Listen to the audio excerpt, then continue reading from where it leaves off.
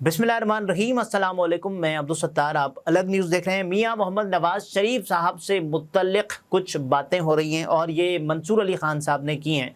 उन्होंने एक तरह से मियां मोहम्मद नवाज़ शरीफ साहब का पोल खोल दिया है। उस पोल खुलने के नतीजे में हुआ क्या है, मैं आपके सामने कुछ चीज़ें रखता हूँ, लेकिन उससे पहले आपसे दरख्वास्त है चैनल को सब्सक्राइब करें। सब्सक्राइब करने के साथ साथ घंटी ज़रूर बजा दीजिएगा। उसके अलावा जो एमनेस्टी इंटरनेशनल है, उन्होंने भी इमरान खान साहब की हिमायत कर दी है या फिर इमरान खान साहब से हमदर्दी का इजहार किया है। किन अल्फाज में किया है वो भी मैं आपके सामने रखूँगा। लेकिन सबसे पहले मंसूर अली ख़ान साहब ने जो अबसार आलम साहब का जो दावा था उसकी एक तरह से तरदीद कर दी है। अबसार आलम साहब ने क्या कहा था? उन्होंने कहा था कि आइनी तरामीम मुलतवी होना नवाज़ शरीफ की फ़तह है, यानी कामयाबी नवाज़ शरीफ साहब की। मियां नवाज़ शरीफ और मौलाना फजलुर रहमान ने मिलकर ये तरमीम मुलतवी करवाई है, यानी वो मियां नवाज़ शरीफ और मौलाना को एक ही गर्दान रहे थे। तरमीम को रोक कर नवाज़ शरीफ ने PTI को एक तरह से बचा लिया है। अब ये PTI पर है कि वो नवाज़ शरीफ का शुक्रिया अदा करते हैं या नहीं, ये कहा था अबसार आलम साहब ने। और उसके बाद आपको पता है क्या हुआ कि मंसूर अली ख़ान साहब आए, क्योंकि मंसूर अली ख़ान साहब ने जो दावे किए उसके बाद तो आपको ये लगेगा कि भाई ये तो वो बात नहीं है जो अबसार आलम साहब ने बताई है। उन्होंने बताया कि एक बंदा ऐसा था, इन आइनी तरामीम की मंजूरी की कोशिशों के दौरान या मुबैना या मुमकिना आइनी तरामीम की मंजूरी की कोशिशों के दौरान एक बंदा ऐसा था जो इस्लामाबाद नहीं पहुंचा, यानी जो बाकायदा तौर पर इस्लामाबाद से आगे नहीं गया, और बाकी लोग इस कोशिश में थे, इस ताक में थे कि किसी न किसी तरह से ये तमाम तर काम किया जाए। ये कहते हैं, यानी मंसूर अली ख़ान साहब कहते हैं कि मियां नवाज़ शरीफ इन आइनी तरामीम पर मुकम्मल तौर पर ऑन बोर्ड थे। मियां नवाज़ शरीफ साहब ऑन बोर्ड थे। उन्होंने कई रहनुमाओं को फ़ोन किए। अच्छा, फ़ोन खड़काए मियां साहब ने, क्यों खड़काए फ़ोन? शरीफ ख़ानदान खुसूसन नवाज़ शरीफ और मरियम नवाज़ से मुत्तल्लिक़ कोई ख़बर अगर ये बताया जा रहा है, ये कौन बता रहा है कि ज़ुबैर अली ख़ान साहब बता रहे हैं कि शरीफ ख़ानदान खुसूसन नवाज़ शरीफ और मरियम नवाज़ से मुत्तल्लिक़ ख़बर अगर मंसूर अली ख़ान साहब दें तो आंखें बंद करके यकीन कर लें। मंसूर अली ख़ान साहब की खबर अभी कंटिन्यू है, मैं आपको बता देता हूँ। वो कहते हैं कि नवाज़ शरीफ साहब ऑन बोर्ड थे। अब आइनी तरामीम के जो नाकामी हुई थी उसके बाद कुछ लोग नवाज़ शरीफ और बिलावल को क्लीन चिट देने की कोशिश कर रहे थे, लेकिन ऐसा नहीं हुआ। अब आसिफ अली जरदारी साहब अलग लगे हुए थे और उसके अलावा बाकी जो रहनुमा थे, बिलावल साहब अलग लगे हुए थे। मौलाना साहब जब आए, आपने देखा मौलाना साहब की जो असेंबली आमद, और उस मौके पर मौलाना साहब ने ये कहा कि मेरे पास कौम के लिए एक खुशखबरी है। लोगों ने कहा कि हो सकता है मौलाना साहब यानी आइनी तरामीम की मंजूरी को खुशखबरी गर्दान कर लोगों को ये बता रहे हैं कि भाई खुशखबरी है, लेकिन ऐसा नहीं हुआ। बहरहाल ये तमाम तर चीज़ें मंसूर अली ख़ान साहब की इस बात से अब सोशल मीडिया सार्फिन ये तासुर ले रहे हैं कि ये साबित होता है कि दोनों भाई यानी नवाज़ शरीफ और शहबाज शरीफ को लोग कह रहे हैं सलीमुल्लाह और कलीमुल्लाह ये खेल रहे हैं, और नवाज़ शरीफ ये तरमीम लाकर ख़ुद जमहूरियत पर शब-खून मारना चाहते हैं।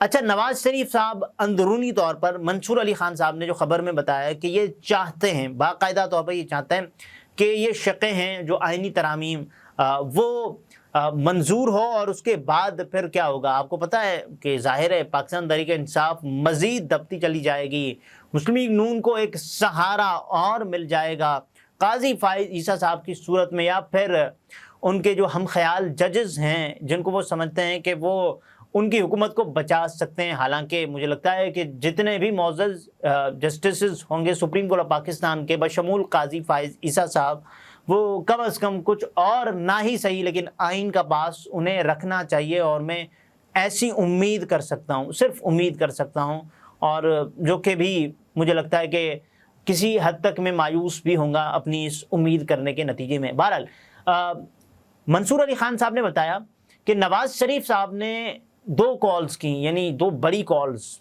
एक कॉल क्योंकि ये तासुर मिल रहा था कि नवाज़ शरीफ साहब तो जा ही नहीं, कोशिश ही नहीं कर रहे, नवाज़ शरीफ तो बिल्कुल इससे डिसएसोसिएट हैं, लेकिन ऐसा नहीं है। وہ اپنے گھر میں ضرور موجود تھے، لیکن انہوں نے 2 فون کھڑکائے۔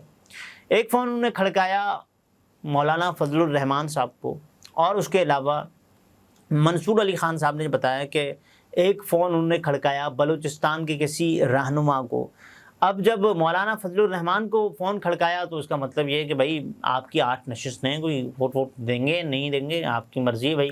تو مولانا صاحب نے تو باقاعدہ طور پر اپنی جو تجاویز ہیں وہ جو سنبھال کے بیٹھے ہوئے کہ آئینی عدالت بھی ہو، یہ چیزیں بھی ہوں، وہ چیزیں بھی ہوں، وہ مولانا صاحب نے ان کے سامنے رکھا، اور اس کے بعد پھر یہ بات نہیں بن پائی۔ لیکن خیر مولانا صاحب اسمبلی پہنچ گئے، اور اس کے بعد انہوں نے کہا قوم کے لیے خوشخبری ہے، حکومت کے پاس نمبر پورا نہیں تھا۔ اچھا مسودے کی بات ہو رہی تھی، مسودہ تو نواز شریف صاحب کہہ رہے تھے میرے پاس بھی نہیں ہے، اور مولانا صاحب ان سے ڈیمانڈ کرتے کہ بھائی مسودہ تو دکھائیں نا، انہوں نے کہا یہ تو میرے پاس ہی نہیں ہے۔ تو پھر مسودہ ہے کس کے پاس؟ اعظم نذیر تارڑ صاحب نے دعویٰ کیا کہ انہوں نے دیکھا ہے۔ تو دیکھا ہے تو بھائی بنایا کس نے؟ ایسے کبھی نہیں ہوتا کہ آپ سیکریٹ آئینی ترامیم کریں اور اس کے بعد یہ کہیں گے بھائی دیکھیں یہ سب کچھ خفیہ ہے، یہ نہیں ہو سکتا۔ یہ یعنی شب خونی ہے نا، جب آپ کچھ دکھا ہی نہیں رہے، جب کچھ بتا ہی نہیں رہے، کم از کم جو بھی آپ کی ترامیم ہے آپ پہلے ٹیبل تو کریں نا قومی اسمبلی میں، اور اس کے بعد اس پر بحث ہو، اور اس کے بعد آپ اگر چاہتے ہیں آپ کے پاس اتنا ووٹ ہے یا پھر لوگوں کو اگر آپ کنونس کر سکتے ہیں تو یہ ہوتا ہے طریقہ کار 2/3 لینے کا۔ لیکن یہ نہیں ہے کہ آپ اندرون خانہ ڈیلز کرتے جائیں۔ اور اس سے پہلے سپریم کورٹ کا وہ فیصلہ آ گیا کہ جس نے پاکستان تحریک انصاف والوں کی جو صف ہے اس کو واضح کر دیا کہ بھائی یہ کیسے تصور ہوں گے، اور اس کے بعد تو حکومت پھر پریشان ہوگی کہ بھائی ان سے تو بندے ہم توڑ ہی نہیں سکتے، اگر ان کے بندے توڑیں گے تو یہ پی ٹی آئی میں شمار ہو رہے ہیں، اور اگر پی ٹی آئی میں یہ شمار ہو رہے ہیں تو یہ تو ہماری ووٹ لگ جائے گی۔ تو یہ سب کچھ ہوا۔ مولانا صاحب کے بعد ایک فون، یا مولانا صاحب سے پہلے ایک فون جو میاں نواز شریف صاحب نے بلوچستان کے ایک رہنما کو کیا، ممکنہ طور پر مبینہ طور پر جو مجھے لگتا ہے منصور علی خان صاحب نے نام نہیں لیا، اختر مینگل صاحب کو۔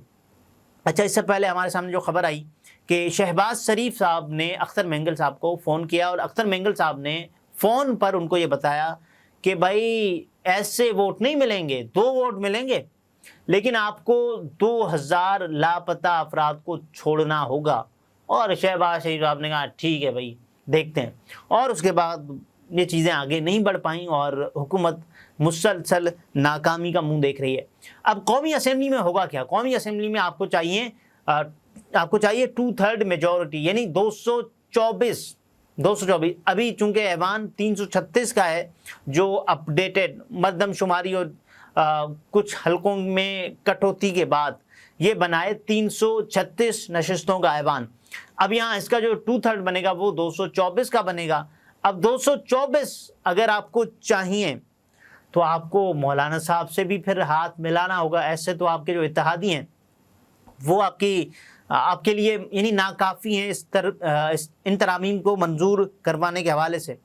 اور اس کے علاوہ آخر میں ذرا بات کر لیں جو عمران خان صاحب کے حق میں ایمنسٹی انٹرنیشنل نے کچھ چیزیں رکھی ہیں، اور عمران خان صاحب کے موقف کی ایک طرح سے تائید ہو گئی ہے، کیونکہ ایمنسٹی انٹرنیشنل ایک ہیومن رائٹس ایک نان گورنمنٹ آرگنائزیشن کے جو یہ بیڑا اٹھاتی ہے حق کا، سچ کا، انسانی حقوق کے معاملات کا، لندن میں اس کا قیام ہوا، اور یہ بہت پہلے یعنی صدیوں پرانی باتیں ہیں، صدیوں پرانی نہیں، غالباً اس کو اگر ہو بھی گیا ہوگا کوئی 7-8 دہائیاں اس کے قیام کو ہو گئے ہوں گے، اور غالباً اور Amnesty international chairman Imran Khan, اب پاکستان تحریک انصاف والوں نے عمران خان کو چیئرمین لکھنا شروع کر دیا ہے، کیونکہ ابھی تو جو مجھے پتہ ہے، جو ہم سب کو پتہ ہے کہ بانی چیئرمین تو عمران خان صاحب ہیں، لیکن چیئرمین بیرسٹر گوہر ہے صاحب۔